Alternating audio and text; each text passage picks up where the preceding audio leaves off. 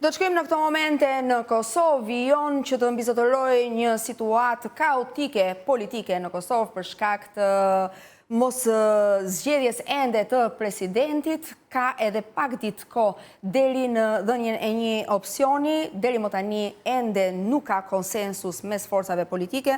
Unë kam kënaqësinë të kem në një lidhje direkte zotin Kreshnik Çollaku për të na dhënë një informacion të detajuar se çfarë po ndodh me këtë proces kaq të vështirë në Kosovë. Përshëndetje zoti Çollaku, kënaqësi. Mirëdita, Flor, faleminderit për ftesën. Ka mbetur vetëm pak ditë nga afati i caktuar nga kushtetuesja, lajme që hera herës duken spekulative qarkullojnë jo vetëm në mediat e Kosovës, por edhe në mediat shqiptare. Herë thuhet që ka një dakordsi ndërmjet Osmanit dhe Kurtit për të kandiduar pikërisht për të kandiduar pikërisht zonja Osmani, e më pas del si pengesë lëvizja LDK, sepse disa prej tyre nuk janë dakord me kandidaturën e saj. Çfarë po ndodh realisht? Thjesht po ja hedhin, le të themi, përgjegjësinë njëra tjetrës forcat politike? Është një, siç ju e thasë që the, është një, jemi afër fundit të afatit të saj indulgjencës kushtetuese për 30 ditëve që gjykata kushtetuese dha për rizgjedhjen e presidentes ose presidentit të ri. Sigurisht mbas kësaj nuk do të ketë më asnjë lloj hapësire për ankesa për shtyrje kohe, në rast se ky afat që po i afrohemi me shpejtësi përfundon, vendi Kosova shkon në zgjedhje të përgjithshme politike, të cilat vinë në një rend paktën në nivel politik në herë të tretë brenda një viti dhe në mes ka pasur një zgjedhje lokale. Kështu që ka qenë një sforcim i jashtëzakonshëm politik, por edhe për njerëzit edhe në kosto. Çfarë po ndodh? Po ndodh një ngjarje e cila unë gjithmonë kam qenë në njerëzit nga Tirana që shikoja me dhe kam thënë publikisht hapur me shumë veneracion politike në Kosovë, por me sa duket pak virozat e Shqipërisë po kapin dhe politikën në Prishtinë, fatkeqësisht. Çfarë po ndodh? Po ndodh një lloj ping-pongu mi fajin. Çfarë është e gjithë për të sqaruar shifrat, ajo që qytetarët dinë mirë është që duhet plotësuar kuorumi prej 80 ulësësh në parlament. Këtë e dinë dhe ndërkohë që thuhet se LDK, pavarësisht se ka gëzon në mbështetje zonja Osmani nga kjo forcë politike, disa syresh nuk janë dakord me kandidaturën e saj. T'ju shpjegoj çfarë është procesi, se ndonjëherë këtu humbasim në detaj, por detaji është i rëndësishëm këtij procesi. Për të zgjedhur presidentin, Kushtetuta e Kosovës përcakton se ka 3 raunde. Në 3 raundet, në raundin e parë dhe në raundin e dytë, për të votuar për presidentin, duhet të ketë në sallën e kuvendit prej 120 deputetësh, duhet të ketë 80 vota pro. Në rast se vota pro, në rast se 2 raundet nuk realizohet votimi me 80 vota pro, shkojë në raundin e tretë, ku presidenti zgjidhet me 61 vota pro. Por, pra, vota pro është diçka. Kuorumi është diçka tjetër. Kuorumi përcaktues është diçka tjetër. Pra, një deputet i cili mund votoj kundër një emri të caktuar, është në drejtën e vetë të shkret normale. Por një deputet i pranishëm në sallë garanton kuorumi edhe kur të voton kundër. Pra, nevoja për ta thënë trosh, nevoja për zgjedhur presidentin nuk ka nevojë të ketë 80 në raundin e tretë, po them, nuk ka nevojë të ketë 80 vota pro. 80 pranishëm. Ka nevojë të ketë 80 prani në sallë dhe prej këtyre 61 vota pro. Po me çfarë luhet në këto raste? Pra cila është kleçka që përdoret? Pra luhet me këtë 80-shin. Pra ju i referuat një lajmi. Për shembull, se disa 1 apo 2 deputet të LDK-s ose dikuj partie tjetër nuk mbështesin, nuk do të votonin pro kandidaturës në rastin konkret të Vjosa Osmanit. Por nuk kemi dëgjuar asnjëherë asnjë profesor të LDK-s që do thonë të bojkotojnë procesin. Dhe kjo do ndodhte dhe po të provohej, se këtu pastaj ka vend për t'ju treguar historinë se çfarë ndodhi që në pikë. Dhe kjo nuk ishte asaj që nuk do të ndodhte edhe me partitë tjera të opozitës. Pra, vota pro nuk do të thoshte se deputeti do bllokonte procesin, quorumin. Mund të ishte në sallë dhe votonte kundër dhe garantoi procesi, sepse nevojë për zgjedhur presidentin në raundin e tretë ka vetëm për 61 vota.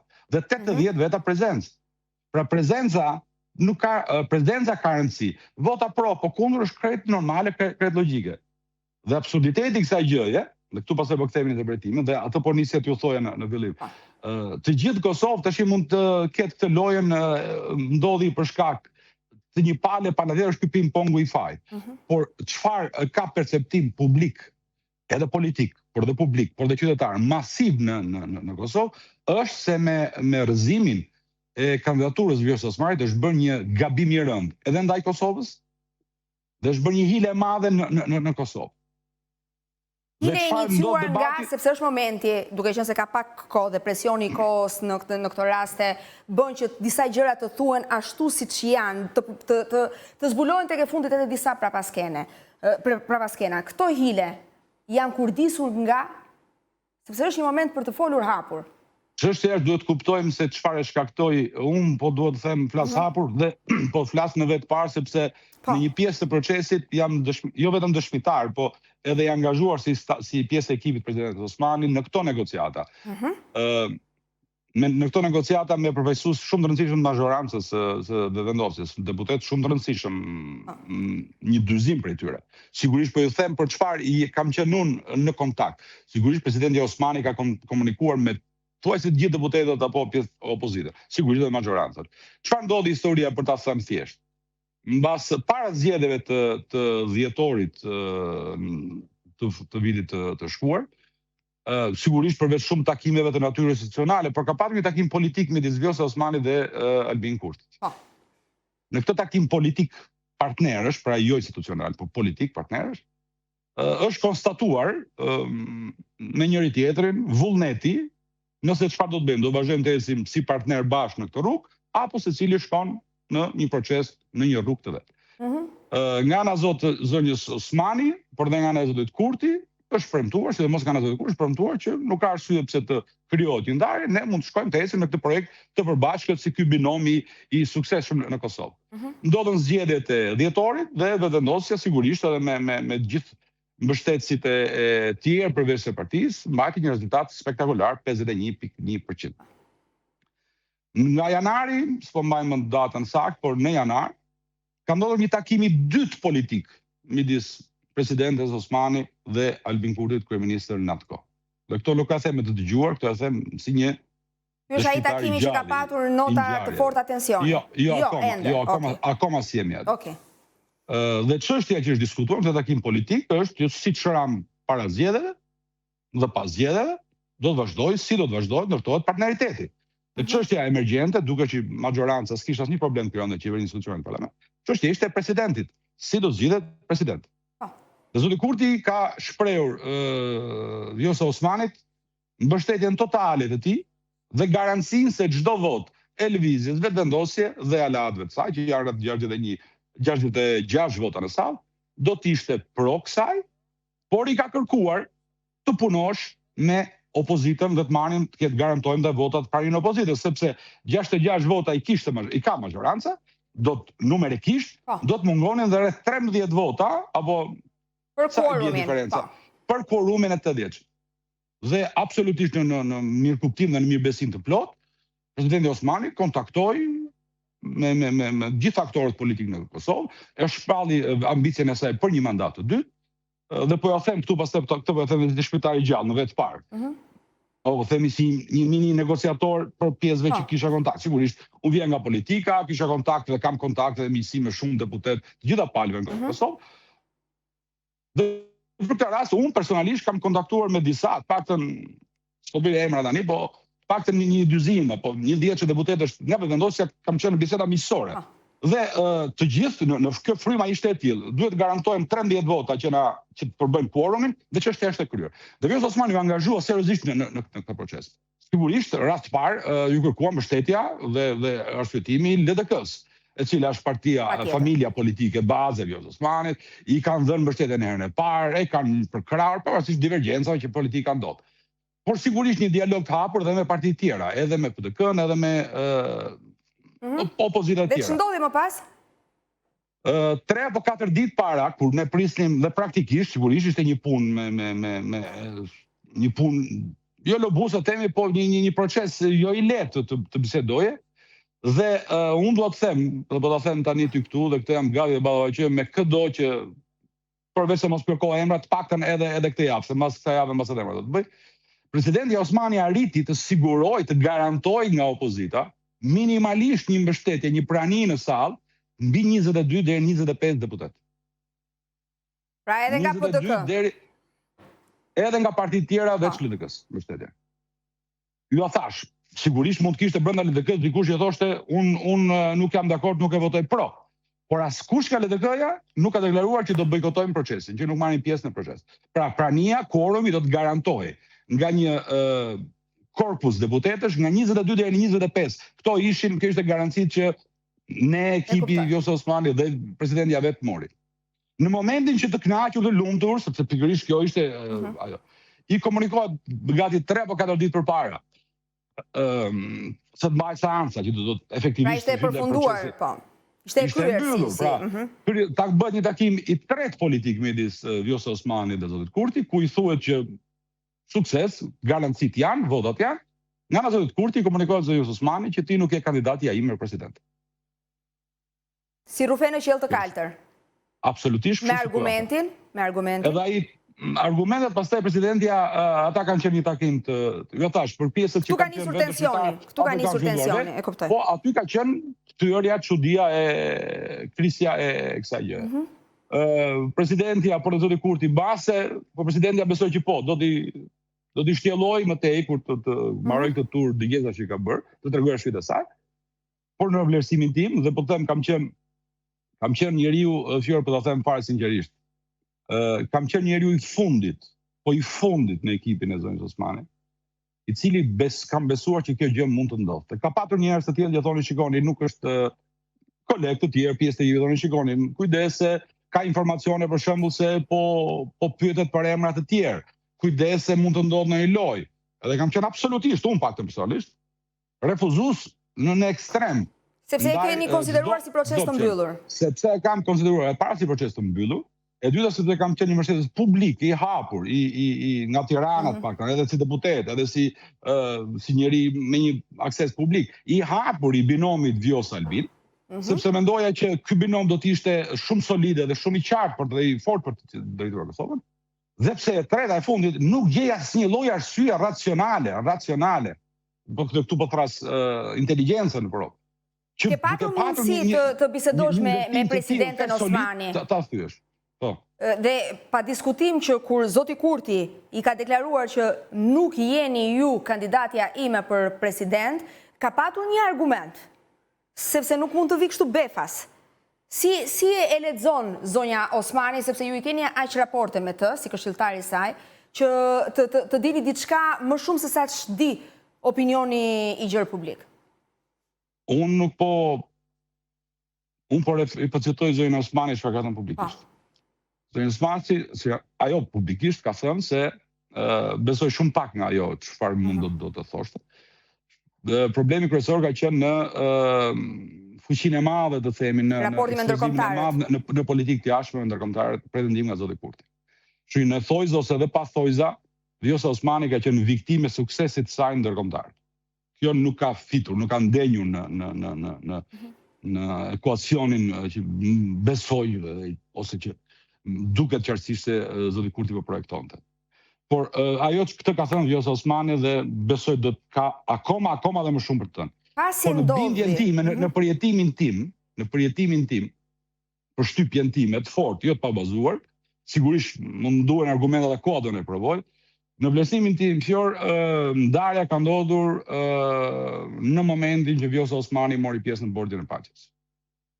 Dhe ku normalisht mori edhe vëmendjen edhe influenca pa diskutim që bëhet në Washington. Aty unë ndje se diçka u thye në mënyrë. Pra unë ndje i eklipsuar zoti Kurti, mendoni? Nuk e di këtë gjë, po vështirësia e komunikimit, qoftë me stafin e tij, për të rakorduar, se sigurisht po shkonte presidentja, po duhesh një komunikim me gjitha struktura shtetërore, qoftë Ministrinë e Mbrojtjes, qoftë me FSK-n, po qoftë me zyrën kryeministrit, vështirësia që u vu gjithë stafi i presidentës, që duhet të kryejnë këto komunikime, mbi të informacione, me kapacitetet, mbi çfarë mund të ofrojë, si mund të ofrojmë, këtu duk se kishte një ngritje në raport. Madje e ka treguar presidenti edhe atë gurin mineral nga Kosova i donte t'ja bënte një dhuratë, sigurisht ka një procedurë shtetërore, sa ai nuk u ngritë më. Prandaj po them që këtu kishte një lloj në vlerësimin tim këtu ndodhi thyerje. Këtu ka diçka që duhet gërmuar për të kuptuar arsyeja. Atëherë për të ardhur politike nuk ka asnjë arsye kjo gjë. Për të ardhur tek dita e sotme. Njerëzore ose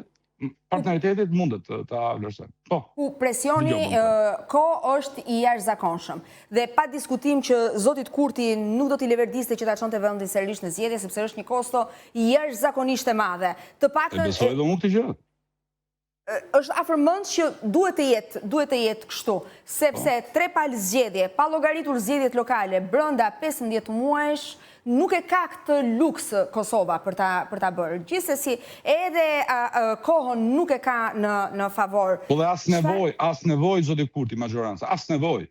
Një majorancë që garantojë 51%. Çfarë do ta bënte sot pas akuzave që janë hedhur, sepse ne duhet ta pranojmë që zonja Osmani ka përdorur një gjuhë mjaft të ashpër kur kërkoi që të shpërbëhej kuvendi i Kosovës. Kjo është diçka që po ndodh nga njerëz të papërgjegjshëm me qëllime të rrezikshme dhe afërmend që të gjithë menduan që i referohet zotit Kurti. Çfarë do ta bënte të thyej sot akulli? Pra është thjesht një interes i madh politik që do ta bënte zotin Kurti, sepse ka zëra që thuhet madje një platformë në Kosovë ditën e djeshme e shiti edhe si lajm ekskluziv që do të jetë Vjosa Osmani kandidatura e ardhshme e vetëvendosjes për president. Çfarë do ta bënte? Mund ta bënte tim në racionalitet. Tim në vlerësimin e interesit të Kosovës. Qëndron ky lajmi ekskluziv i qarkulluar dje në media? Nuk mund ta konfirmoj, as ta mohoj, pas ta konfirmoj. E kam lexuar në tabloide, jo në media të ka shumë lajme të tilla që qarkullojnë, ka shumë lajme të tilla. Unë pak deri në këtë moment që flasim me ju nuk e kam një informacion që mund ta garantoj këtë gjë. Nuk ka se mohoj. Ka një ndërmjetës që po negocion dhe po bën të pamundurën që të shkrihen këta akuj të krijuar tashmë? Në dijen time nuk ka një ndërmjetës të tillë. Procesi midis tyre u konsumua me mbylljen me pamundësimin e presidentës Osmani për të rimandatuar, për patur mbështetjen e votave të vendosjes. Presidenti Osmani dorëzoi në mënyrë institucionale dhe shumë të respektueshme detyrën dhe nga ai moment është në një fushat, në një digjes të madhe në gjithë Kosovën. Siç po e referoj më ka thënë, për të dëgjuar njerëzit të vendosë çfarë do të bëjë dhe si do të veprojë nga ajo që mbështetësit e saj në gjithë Kosovën do t'ja sugjerojnë. Kështu që është në këtë fazë, është duke bërë reflektimin e vet. Sigurisht Vjosa Osmani është dënuar të mos dalë nga politika, një moshë shumë aktive, një eksperiencë jashtëzakonshme, politike, shtetërore, kombëtare, ndërkombëtare sidomos me suksese të pamata. Kështu që e sigurt është që do ketë një angazhim politik. Çështja është e formulës apo e rrugës, pra s'po e fsheh, pra bëhet fjalë për një subjekt në vete, bëhet fjalë për një rikthim në familjen e saj të madhe politike LDK-n. Kam dëgjuar vullnet shumë pozitive, me thënë drejtën përshëndes nga kryetari i LDK-s për një rithemelim, për një rilindje, për një ribashkim të madh të LDK-s. Informativ, po. Informativ shumë interesante, por Vjosa ka zgjedhur në këtë fazë të dëgjojë njerëzit, dhe më tej do konsultohet me këshilltarët politik, përfshirë dhe mua. Nëse Kurti nesër do ta kandidonte? Cila? Nëse zoti Kurti nesër do të deklaronte publikisht që kandidatura e vetëvendosjes është zonja Vjosa Osmani?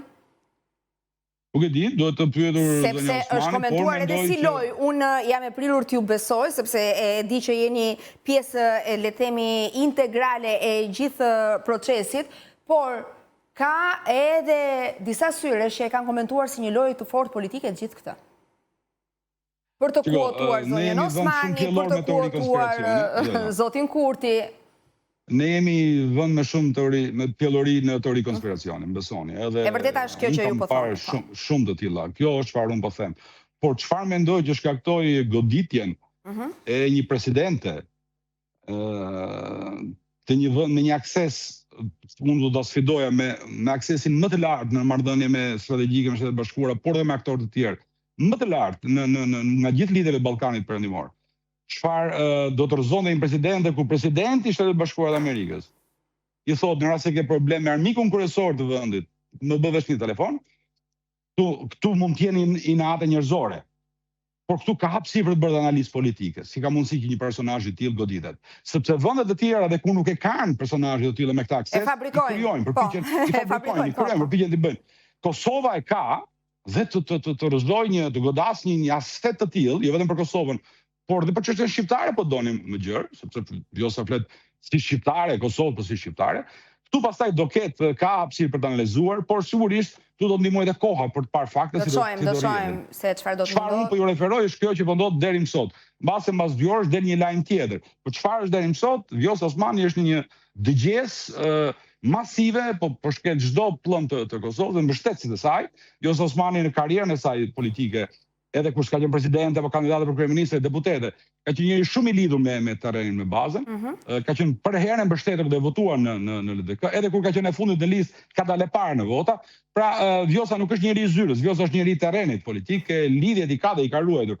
Kështu që para se na dëgjojnë e këshilltarëve, sigurisht ka zgjedhur, dhe unë e mbështet shumë të gjë, ka zgjedhur të dëgjoj njerëzit, mbështetësit e vet ata njerëz të cilët e përrethojnë me një empati dhe një do të thotë deri indinjat për gjithë të gjë çfarë ka ndodhur. Kemi dhe një lajm të fundit, zoti Çollaku, që po publikohet në këto momente në ekranin e Top News pas sulmit terrorist në Bajnsk. Prokuroria Speciale ka kërkuar burg për jetë për 3 të akuzuarit për këtë ngjarje dhe pa diskutim që më në fund duhet bërë drejtësi për një ngjarje vërtet të rëndë ku ka humbur jetën edhe Reshteri Afrim Bunjaku, tashmë dëshmor i vendit.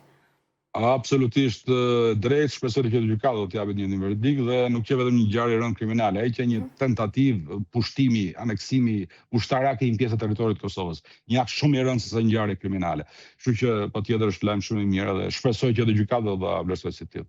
Faleminderit shumë për kohën dhe për të gjitha informacionet, opinionet dhe detajet që ndat me ne. Ishte kënaqësi biseda.